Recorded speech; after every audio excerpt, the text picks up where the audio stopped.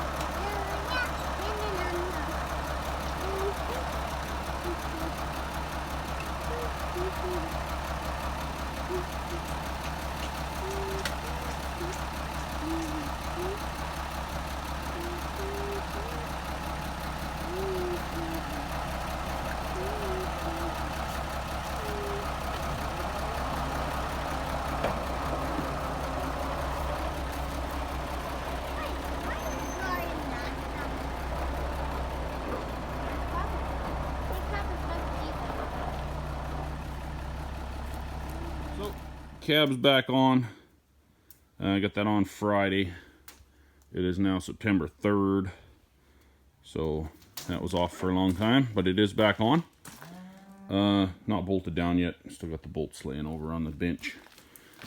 Put this one here in, but the rest of them just got them cleaned up and lubed, and now it's kind of got a bunch of rain, so the floor's wet. I'll just leave that for now. So starting here with the brake booster.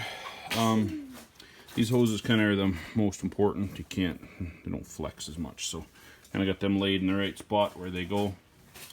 This one here, oops, daisy. This one here goes up here, so we got this one goes on there. Just got that fitting cleaned up. Another one over here, and the other one goes right there. Got them all plugged up with rags. The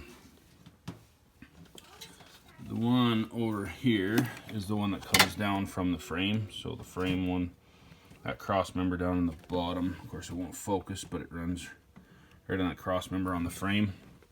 goes right up in here. And then these two here come from the pump. You can see right there, they run parallel together.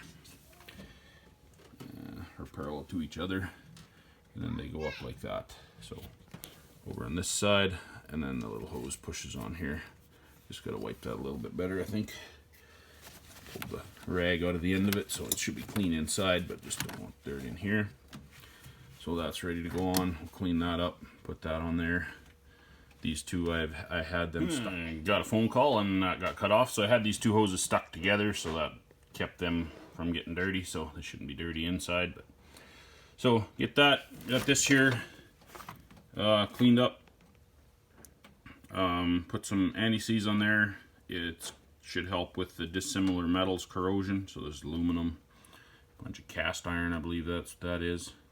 So they didn't like each other. Had a bunch of green crap on there. So got that brushed up. If you're doing a job like this and you're any bit particular on cleaning stuff up, this is the tool. Man, oh man, it saved me so many hours of brushing. I just bought these cheap little discs from my Geek app. The brass ones like this, they don't do a whole bunch before they fall apart, but the steel ones work quite well. But that's done quite a bit of brushing already. It's ready to go in the garbage now. But yeah. Well, already into the Milwaukee platform. There's probably all kinds of guys that build stuff like this, but a little Dremel, small shaft on it right there, so it doesn't accept a great big bit, but you can buy all kinds of small bits for it, little die grinder bits and everything like that. And even in the non-fuel unit, like this thing was, I think I paid $85 for it, 85 or 90, somewhere in there. And yeah, been a really good unit for this job. Gets in almost anywhere. Used it on the mulcher a while back. Man, oh man. Yeah, good little unit. Really like it. Definitely worth its money. Got to get more batteries though. I only have one M12 battery because I keep giving them away. I should have 4 of them, but anyway, they are dispersed. So need to buy some more M12 batteries, but other than that, swap it back and forth from the impact to the ratchet laying over there on the bench. So whichever one I'm using, the ratchet's kind of useless.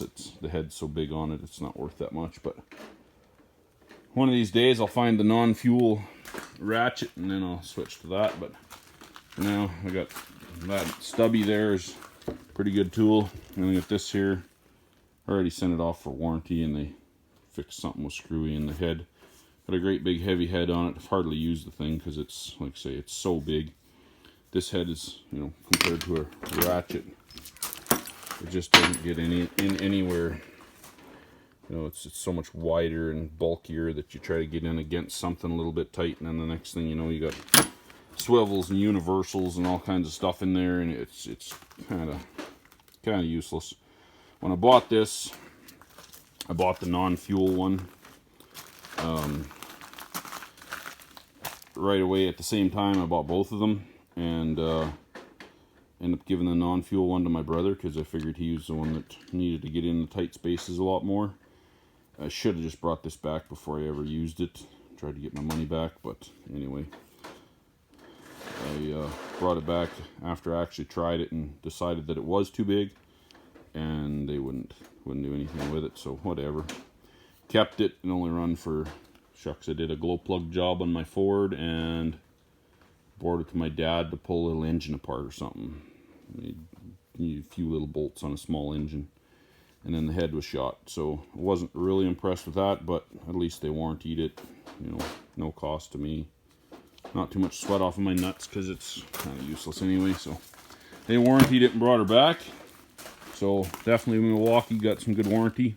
Had my half inch 18 volt. Burned something out in the head. It wouldn't turn no more. It's done a lot of work. They just sent her out and warrantied her up. So yeah, definitely kudos to Milwaukee for their warranty. But I think that tool there, the ratchet is definitely a little lacking in the size department. But this thing here, wow, it's got torque for days and nice settings. If you want to just run something up, you put it on the little circle thing and it stops for you. Yeah, that's a cool unit, really good. really worth its money. And same with the little Dremel. Just love that little tool for cleaning stuff up. I've cleaned a lot of bolts and stuff in here. And right here is one of the bolts, or there, two of the bolts that I won't be putting any NECs on. They used to have Loctite on them, looks like, so we'll put a little drop of Loctite on those. Probably doesn't need it, but I believe these nuts are already locking nuts, or they got some shmoo in them because they only thread on so far easy in the first quarter turn or whatever it is, and or round, whatever it is, not very far. I don't see any lock in there, but maybe it's just the Loctite. But they don't thread on very good, so we'll put some Loctite in those instead of NECs. But they're bolt and nuts, so not like it's got to lock into aluminum or something. Yeah, and we'll get that hooked up, put the brake booster back on. We'll do up the steering shaft, probably do up the steering shaft before I do the brake booster, just to give me some access in there. I believe all my wires are already on the right side, so I'll kind of have a look at that. Make sure the wires are already where they should be. I believe they are, but and then we'll hook up the steering shaft and then put on the brake booster and start throwing wires and stuff together here. Here's my EGT probe. I should have videoed that